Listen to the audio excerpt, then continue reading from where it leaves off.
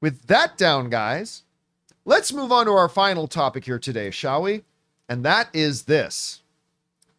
We don't like to talk about on this show about what's going on in the world of politics and world events and stuff like that. But sometimes it does cross over into the movie world. And this could be a pretty big thing. There is a report right now in the Hollywood Reporter citing Chinese sources who are saying that China right now is considering straight up banning American films playing in China. Now, this is all a result of the tariff and the trade wars going on right now, or brewing at the moment. Now, the reason this is a big deal is because obviously Hollywood makes most of its money in the US, in the North American market, including US, Canada, etc. Their second biggest market, though, is China. That's where they make their second most amount of money, is China. And so it would be a seriously big deal if China were to suddenly say, we are no longer going to be accepting US movies. Now, China, I did an editorial on this last year. You guys can look it up on our channel about the whole mechanisms of American movies playing in China, how much it actually does account for box office, all that kind of stuff. It's up on our channel. You can see that there. But for China to pull them, who are already limit how many American films can come in. China has a mandated limit to how many American films can come in. But for them to actually pull the plug on it would be significant. The Hollywood Reporter headline reads, China mulling ban on Hollywood film releases in response to Trump tariffs. Two widely followed Chinese public figures. One, an editor for a state media outlet, and the other, the son of the former party chief, released identical outlines on Tuesday of countermeasures Chinese authorities are said to be considering in response to Trump tariffs. They wrote this. With trade relations between Washington and Beijing spiraling, two widely followed Chinese bloggers, again, the media editor and whatnot, posted an identical set of measures that local authorities are said to be mulling in response to Trump's 54% tariffs on all Chinese goods, which the president vowed to increase to 104% if Beijing didn't back down from a pledge to match the current U.S. tariffs rate. The list mooted moves included reducing or banning the import of U.S. films, as well as increasing tariffs on U.S. agricultural goods, U.S. services, among other countermeasures. Now, all the other stuff is important. I'm not saying it's not, but we are here on this show to focus on the movie industry. So while it is absolutely a huge deal to talk about automotive, agricultural, U.S., all that stuff is important. Yes, I'm not saying it's more important than movies, or I'm not saying it's less important than movies, but on this show, we are here to talk about the movie industry. So we're going to focus on how this all can affect the industry. Now, for those of you who don't know how a tariff works, because I'm quite frankly shocked how many people I still run into that don't understand how a tariff works. A tariff is not a tax on another country. That's not what a tariff is. A tariff, I'll give you a good example. There's a photo guy who has a YouTube channel that I watch a lot. He does stuff on cameras and things like that. And he started making some of his own accessories. Now, he has them manufactured in Taiwan. Now, here's how a tariff works. He orders his stuff that he designed, has it manufactured in Taiwan. And when he brings it over into the US, let's for an argument's sake, say there's a 25% tariff on stuff coming in from Taiwan. Taiwan doesn't pay the 25% tariff. The guy bringing the stuff into the country pays the tariff. Yeah. So that photojournalist guy who I follow, he now has to pay 25% on top of what he was already paying for it. Now, here's the other truth. He's not the one who's going to pay for that 25%. I mean, he'll pay it up front, but then he's got to pass on that cost to me and to Chris and to Rob and to anybody else who orders his stuff, because he's got to make up for that money somewhere. So now his accessories that he sells are going to have to be more expensive. The other truth about tariffs is that one can say, well, one of the good things about tariffs is that it will be now, instead of getting, having to buy his accessories because he gets the stuff from Taiwan, we'll just buy the accessories from American-made companies. Okay, that's a good thing, but here's the problem. What happens in a free market when there's less competition? Do prices go down or do prices go up? Prices go up. So one of the intended, all throughout history from all countries, one of the intended kind of results of tariffs is that you create less competition for your homegrown product. And that's a good thing for all countries, including the United States and everybody else. But one of the repercussions of that is whenever, and the market has always shown this, when there is less competition that keeps prices down, prices go up. The bottom line is tariffs will raise prices on everything for everybody. That's not to say tariffs are always a bad thing. Used the right way and in moderation, tariffs can be good for everybody. But sometimes when things get extreme, it can be bad. Now, that is why China and other countries are kind of freaking out, and why markets in the United States are freaking out as well. And it's pushed China now to the point that they're thinking about, well, then we're going to do even worse. And one of the things they're talking about is banning American movies at all from coming into the country, because tariffs are a real big deal for everybody. US, UK, China, everybody. It's a big deal. So they're looking at doing something extreme to the movie industry, like banning all American films coming in. So the big question becomes, how big of a blow would that be to the Hollywood movie industry, to American movie industry, to American filmmakers, to American crews, to American writers, to American creators, to American craftsmen, to American tradespeople, who work in the movie industry? How big of a blow would it be?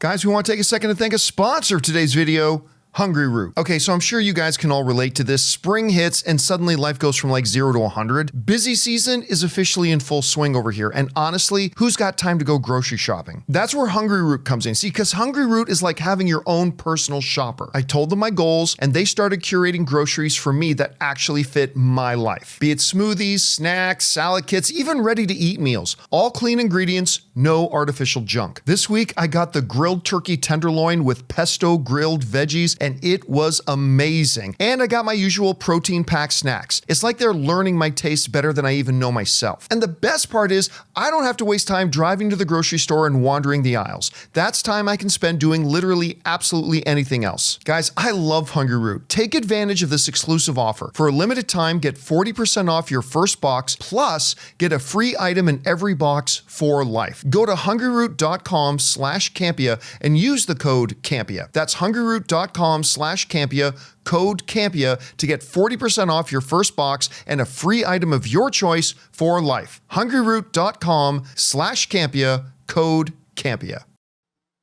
Rob, I think you're better positioned to answer that question a little bit better than me. From my perspective, it's not a one-punch death blow.